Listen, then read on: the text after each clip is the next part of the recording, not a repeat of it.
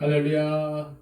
오늘도 하나님 앞에 머리 숙여 예배하는 여러분들을 축복합니다. 기도하겠습니다. 하나님 아버지, 오늘 하루 우리를 지켜보호하여 주시고 이 예배의 시간에 하나님 앞에 엎드리게 하심을 감사합니다. 아버지 하나님, 이 예배를 통해서 더욱더 하나님 앞에 나가기를 원합니다. 하나님의 임재를 느끼기를 원합니다. 이 시간 우리가 예배하는 자리에 오셔서 우리의 심령을 어루만져 주시고 우리의 영과 혼을 회복시켜 주시옵소서. 아버지 하나님, 오로지 하나님만을 구합니다. 하나님만을 사랑합니다. 이 시간 주시는 말씀에 순종하겠습니다. 하나님, 이러한 마음으로 예배 가운데 나가는 우리 한 사람 한 사람을 받아주시고 이 예배 가운데 하나님의 만지심의 역사가 있게 하여 주시옵소서. 이 예배를 온전히 주님께 의탁하오며 예수 그리스도의 이름으로 기도하옵나이다. 아멘. 다 함께 찬송가 290장 찬양 드립니다.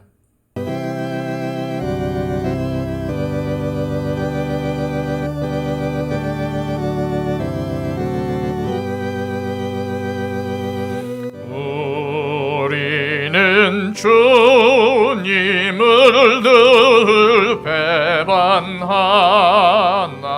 내 주 예수 여전히 날 부르사 그 참되신 사랑을 베푸시나니 내 형제여 주님을 곧 따르라. 주 널 위해 비네 주 널 위해 비네 주 널 위해 비네 항상 비시네 주께서 풍성한 은혜를 내려 내 영혼이 나날이 복받으니 주 예수를 너희도 구주로 섬겨 곧 따르면 풍성한 복 받겠네. 주 널 위해 비네 주 널 위해 비네 주 널 위해 비네 항상 비시네 무거운 짐 지고 애타는 인생 주 예수께 돌아와 보쉬어라. 내 주 예수 너희를 돌보실 때에 참 복락과 안위가 넘치겠네. 주 널 위해 비네 주 널 위해 비네 주 널 위해 비네 항상 비시네. 찬송 하나 더 하겠습니다. 함께 부를 찬송가는 309장입니다.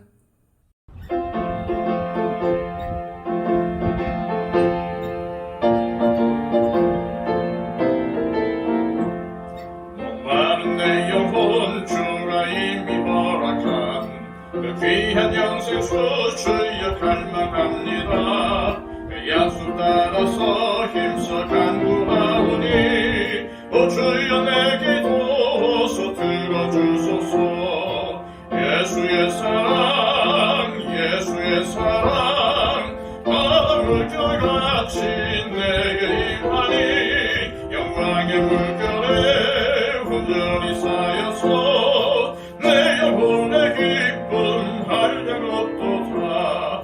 주 내게 약속한 큰 비 내려주시려. 은혜의 저구름 건너편에 떠올라 그 귀한 징조가 내게 밝히 보이니 나 힘을 다하여 주께 간구합니다. 예수의 사랑 예수의 사랑 물결같이 내게 임하니 영광의 물결에 온전히 쌓여서 내 영혼의 기쁨 한량 없도다.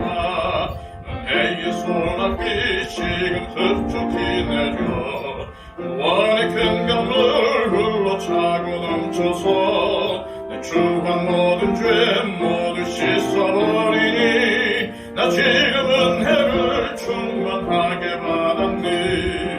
예수의 사랑 예수의 사랑 물결같이 내게 임하니 영광의 물결에 온전히 쌓여서 내 영혼의 기쁨 한량 없도다.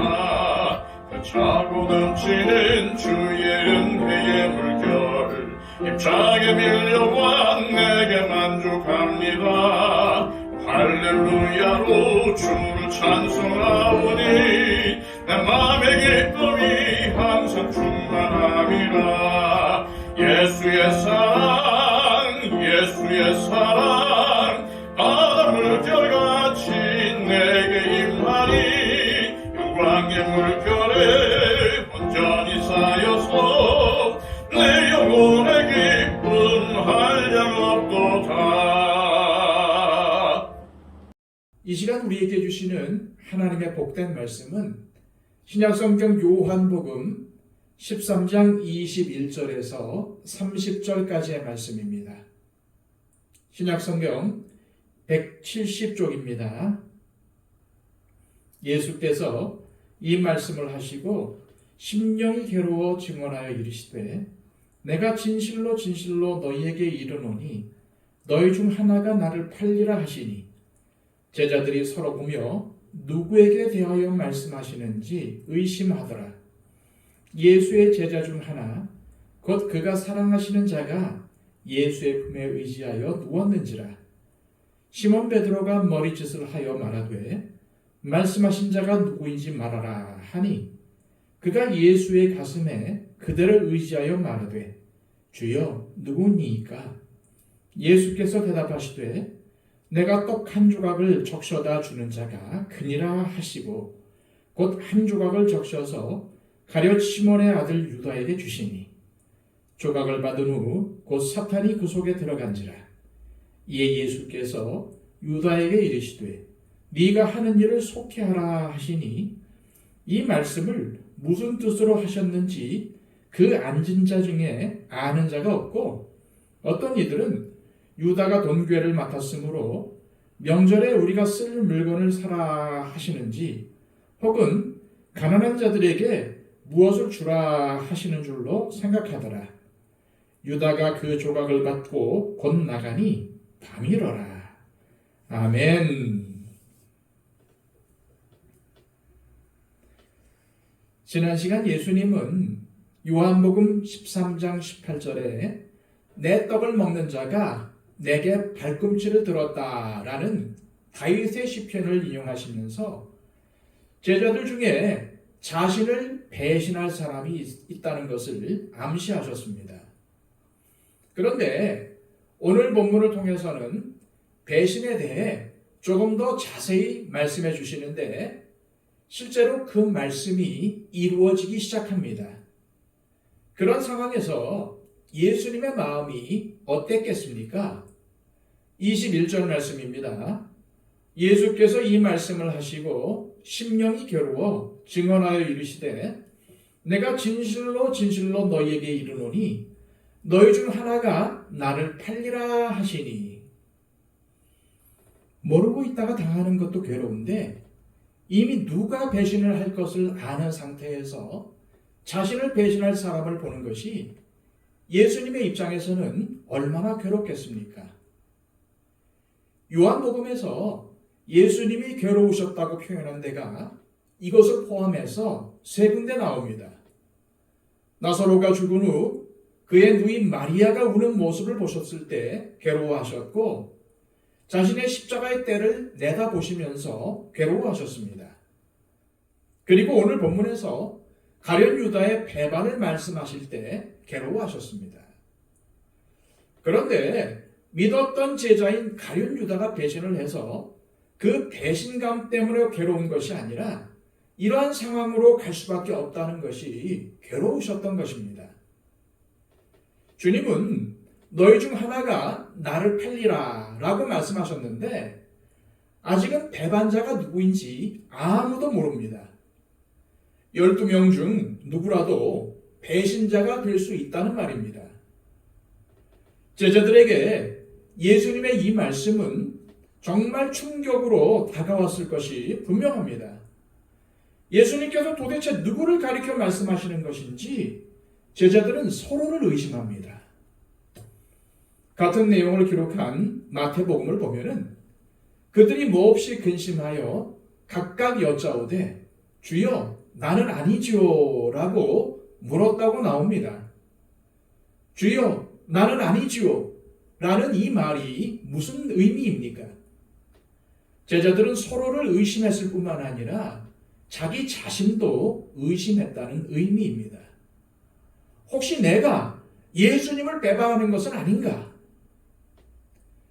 이것을 근거로 유추해 보면은 제자들은 모두 예수님을 배신할 마음을 약간은 품고 있었다는 말이 됩니다. 그런 생각이 없었다면은 이것을 묻지도 않았을 것입니다. 가룟 유다처럼 돈 받고 팔아넘길 생각을 하지 않았을지라도 언제든지 예수님을 버리고 도망갈 생각을 하고 있었다는 겁니다. 왜 그럴까요?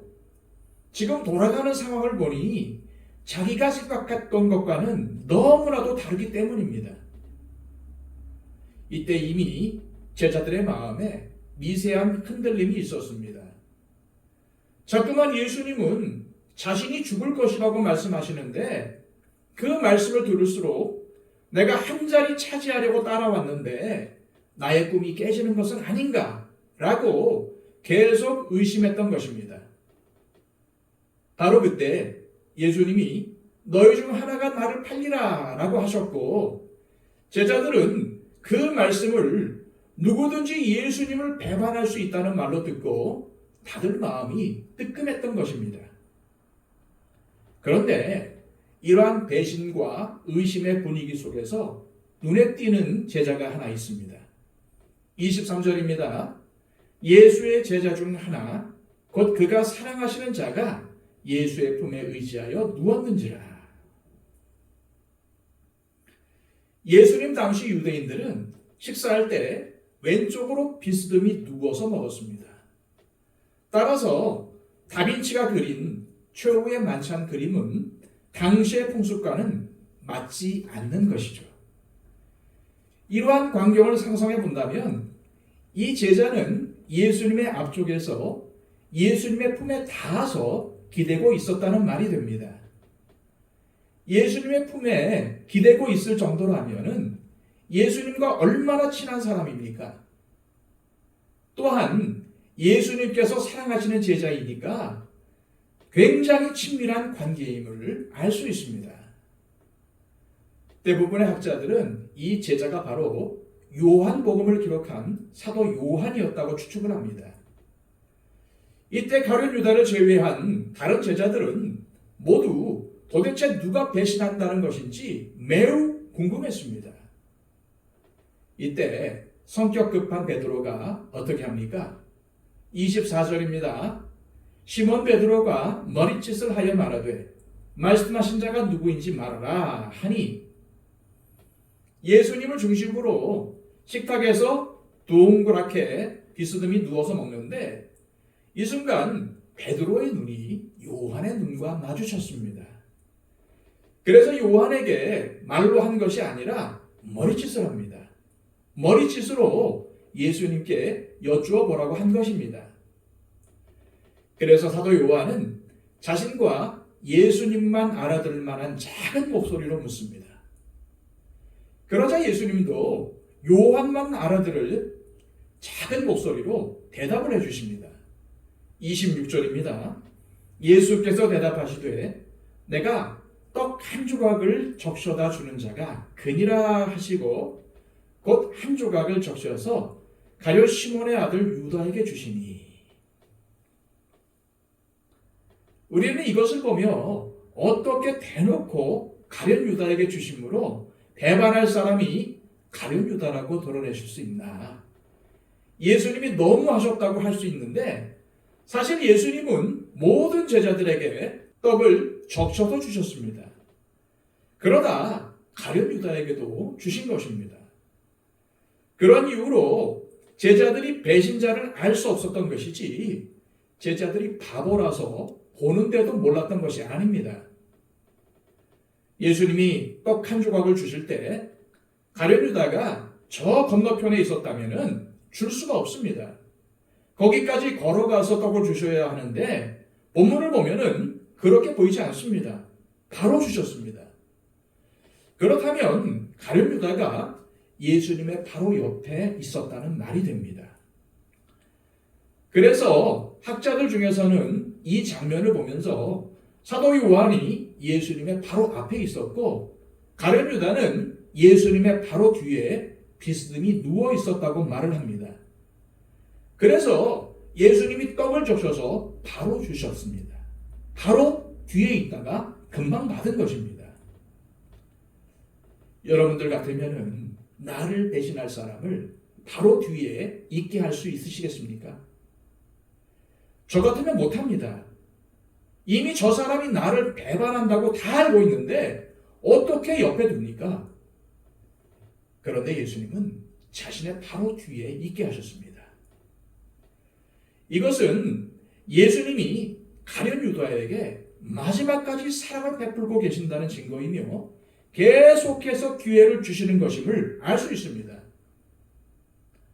어떤 사람들은 그래도 가룟 유다 때문에 예수님께서 십자가에 달리셨으니 가룟 유다가 인류의 구원에 있어서 큰 역할을 한 것이 아니냐라고 반문합니다. 하지만 그렇지 않습니다. 가룟 유다는 돈 욕심 때문에 주님을 팔아먹은 사람입니다. 예수님이 친히 떡까지 적셔서 건네주시는데 그런 모습 역시도 그를 향한 사랑과 안타까운 마음을 보여주시는 것입니다. 제자로 3년 이상 예수님을 따랐는데 결국 돈에 대한 탐욕 때문에 이렇게 될 수밖에 없다는 것이 너무나도 안타까우셔서 마지막까지 곁에 두시고 기회를 주시고 계시는 것입니다. 끝까지 그를 살려보시려고 하시는 것입니다. 이것이 바로 가룟 유다를 향한 예수님의 끝까지의 사랑입니다. 우리가 전에 묵상했던 13장 1절에 예수님이 세상에 있는 자기 사람들을 사랑하시되 끝까지 사랑하십니다 라고 되어 있는데 이 끝까지라는 것이 11명의 제자들은 끝까지 사랑하셨고 가룟 유다는 뺐다라는 말이 아닙니다. 가룟 유다까지 포함하여 끝까지 사랑하신 것입니다. 그러나 안타깝게도 예수님의 사랑의 표시는 가룟 유다의 회개를 불러온 것이 아니라 배신할 마음을 더 확실하게 굳히는 계기가 되어버렸습니다.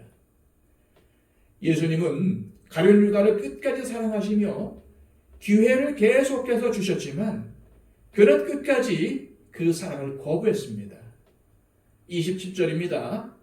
조각을 받은 후 곧 사탄이 그 속에 들어간지라. 이에 예수께서 유다에게 이르시되 네가 하는 일을 속히 하라 하시니. 여러분들은 이 말씀을 보시고 어떠한 느낌이 드십니까? 예수님께서 떡 한 조각을 주신 후 바로 사탄이 들어갔다면 예수님이 가룟 유다에게 사탄이 들어가게 하신 건가? 라고 오해하는 사람들도 있는데 그것이 아닙니다. 사탄이 가룟 유다 속에 들어갔다는 것이 무슨 뜻입니까?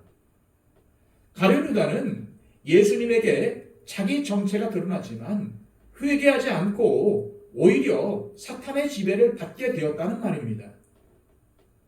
사실 가룟 유다는 예수님의 끝까지의 사랑에도 회개할 마음이 전혀 없었습니다.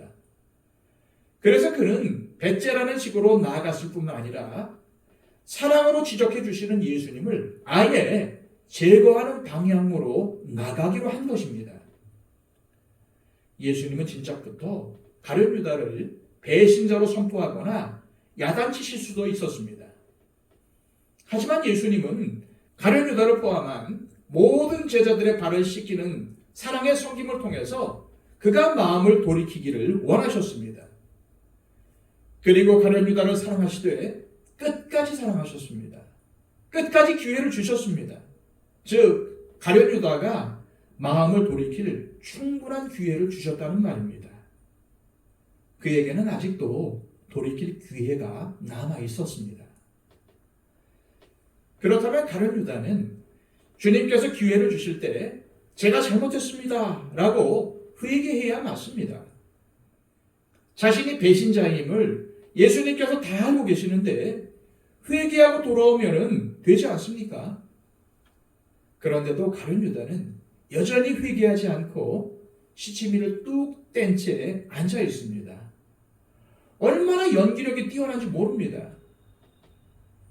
예수님은 처음부터 그냥 너야 너! 라고 가룟 유다를 배신자로 지목하고 징계하실 수도 있었지만은 끝까지 그의 인격을 보호해 주시면서 회개할 기회를 주신 것입니다. 이것만 보아도 예수님이 가룟 유다를 진정으로 사랑하셨다는 것을 알 수 있습니다. 고린도전서 13장은 소위 사랑장이라는 별명이 붙어 있습니다. 사랑은 뭐뭐하고 라고 쭉 나오는데 그중 제일 처음 나오는 것이 뭡니까? 사랑은 오래 참고. 오래 참고라는 말은 결국 끝이 있다는 말입니다. 예수님이 가룟 유다를 사랑하지 않으셨다면 많은 기회를 주지도 않으셨을 것입니다.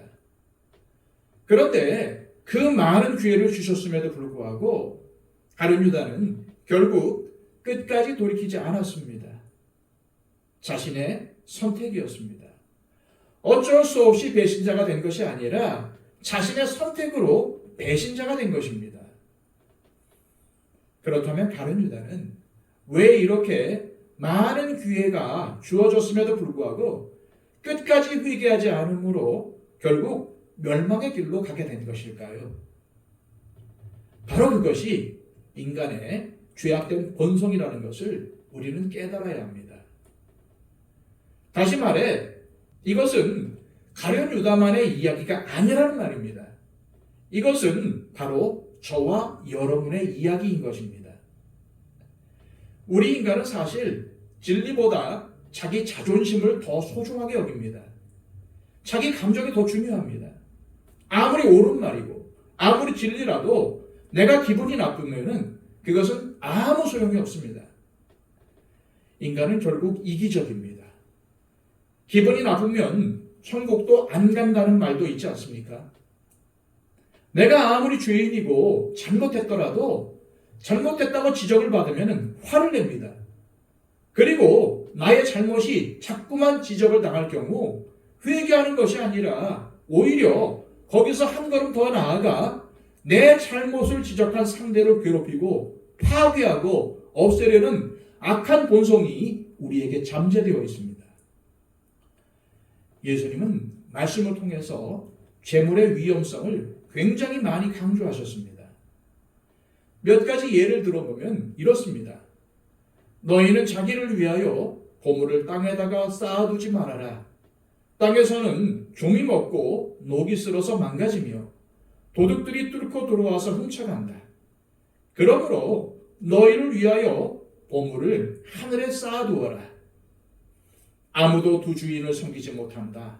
한쪽을 미워하고 다른 쪽을 사랑하거나 한쪽을 중히 여기고 다른 쪽을 업신여길 것이다. 너희는 하나님과 재물을 아울러 섬길 수 없다. 내가 진정으로 너희에게 말한다. 부자는 하늘나라에 들어가기가 어렵다. 내가 다시 너희에게 말한다. 부자가 하나님 나라에 들어가는 것보다 낙타가 바늘귀로 지나가는 것이 더 쉽다. 낙타가 어떻게 바늘귀로 들어가겠습니까? 그러니까 불가능하다는 말입니다. 예수님은 그런 식으로 여러 번 재물의 위험성에 대해서 경고하셨습니다. 또한 누가복음 16장에서 부자와 거짓 나사로의 비유도 말씀하셨고 그 외에도 재물에 관한 경고가 많습니다.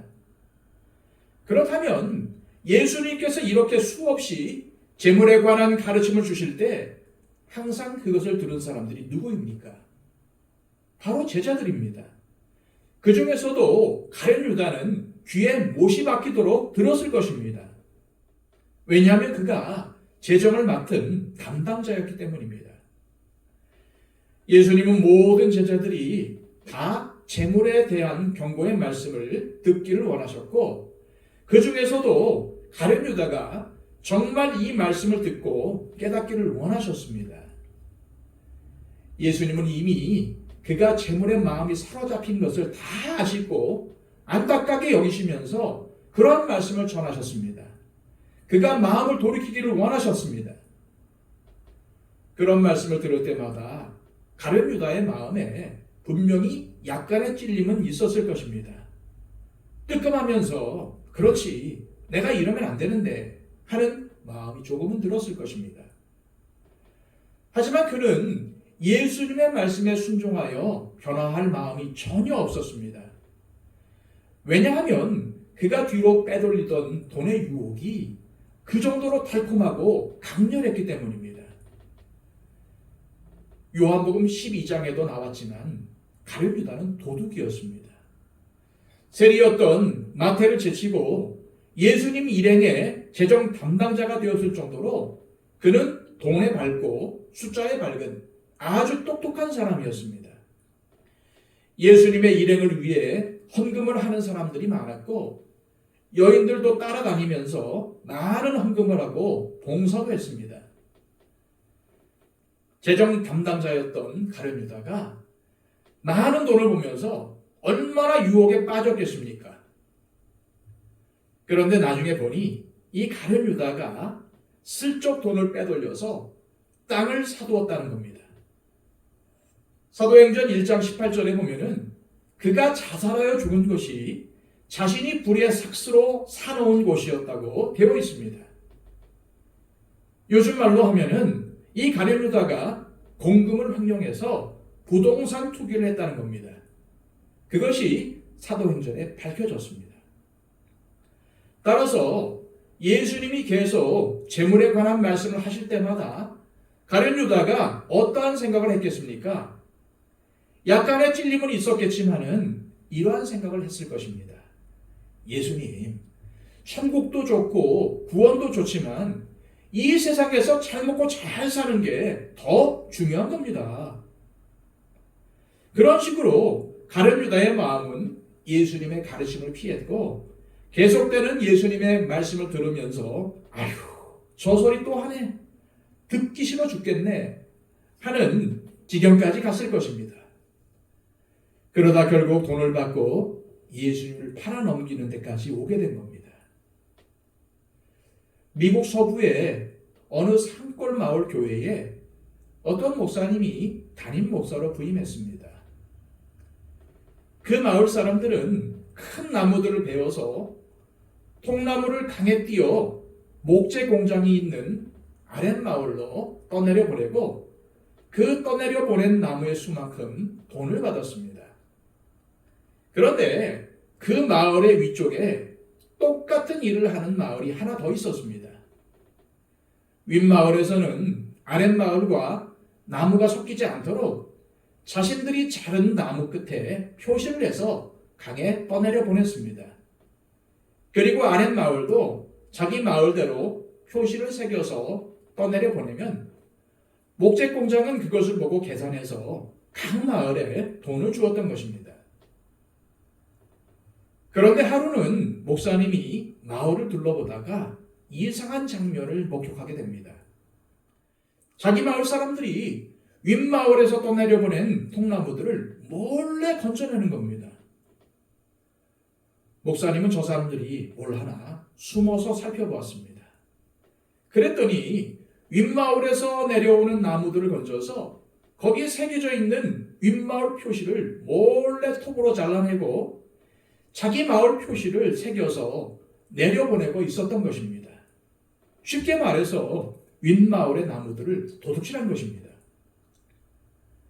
그것을 본 목사님은 큰 충격을 받았습니다.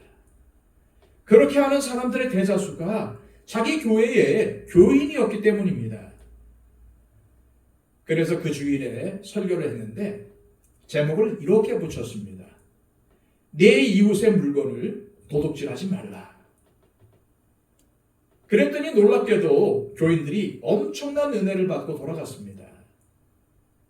그래서 목사님은 저렇게 은혜를 받았는데 이제는 도둑질을 안 하겠지라고 생각을 했는데 그들은 계속해서 윗마을의 표시를 자르고 자신들의 것으로 바꿔 떠내려 보내는 것입니다.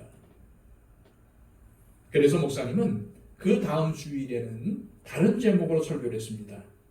모든 탐심을 물리치라. 그랬더니 또 교인들이 큰 은혜를 받고 돌아갔습니다.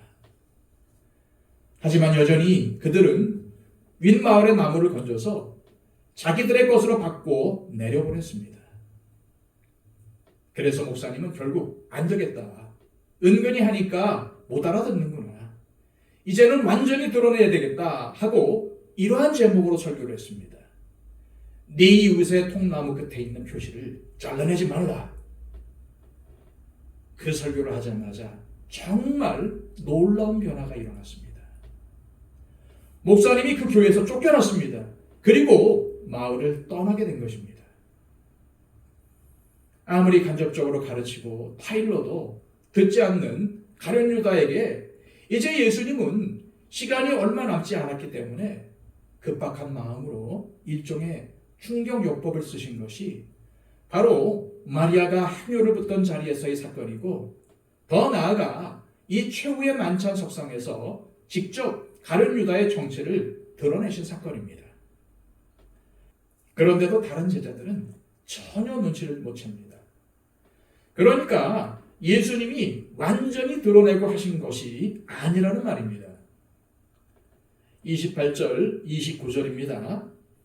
이 말씀을 무슨 뜻으로 하셨는지 그 앉은 자 중에 아는 자가 없고 어떤 이들은 유다가 돈괴를 맡았으므로 명절에 우리가 쓸 물건을 사라 하시는지 혹은 가난한 자들에게 무엇을 주라 하시는 줄로 생각하더라.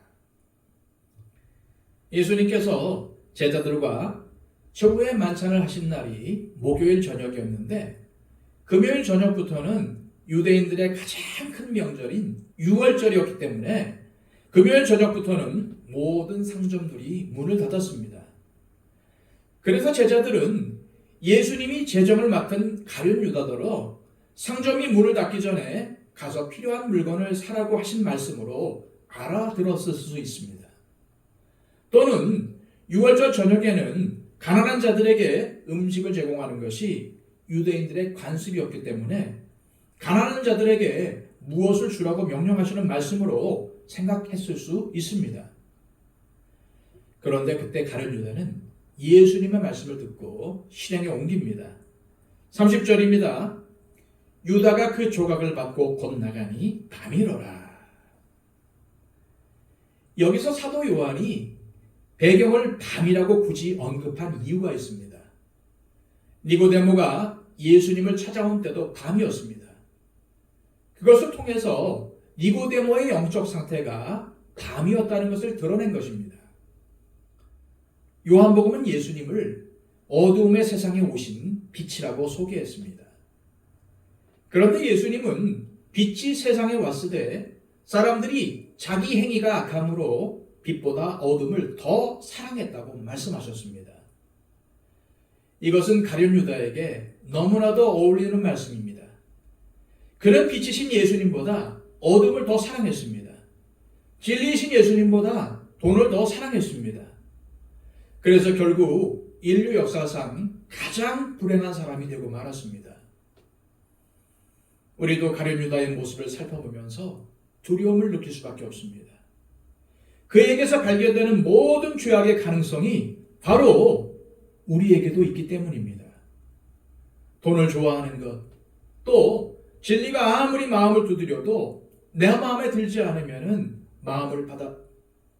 마음을 닫아버리고 듣지 않는 것. 더 나아가 진리의 외침을 아예 듣기가 싫어서 그 진리를 없애버리는 죄. 이러한 무서운 마음이 여전히 우리 속에 있다는 것입니다. 그러므로 우리는 한순간도 방심하지 말고 주님의 십자가 앞에 늘 무릎을 꿇어야 하는 것입니다. 그렇지 않으면 언제 어떻게 가룟 유다처럼 잘못된 길로 갈지 알 수 없기 때문입니다. 우리가 왜 주의를 지키고 하나님 앞에 예배를 드려야 합니까? 또한 왜 새벽 기도를 해야 하고 수요 예배를 하고 열심히 기도하고 성경 말씀을 읽고 묵상을 해야 합니까? 주님과 동행하기 위함입니다. 한순간이라도 주님과 동행하지 않으면 우리는 언제 어떻게 가룟 유다와 같은 길을 선택해서 나아갈지 알 수 없는 연약한 존재이기 때문입니다. 그러므로 우리는 매 순간 더 겸손히 주님 앞에 나아가 도우심을 구하며 기도해야 합니다. 그럴 때 우리는 주님을 배반하지 않게 되고 오히려 주님의 능력을 받아 이 땅에서 주님의 뜻대로 살아가는 진정한 제자가 될 수 있습니다. 기도하겠습니다. 하나님 아버지, 오늘 말씀을 통해 우리에게 깨달음을 주심을 감사합니다. 가룟 유다는 여러 번 주님에게 기회를 받았지만 그 기회를 통해 자신의 잘못을 회개하는 것이 아니라 악행을 저지르려는 죄악된 마음을 더 굳게 먹었습니다.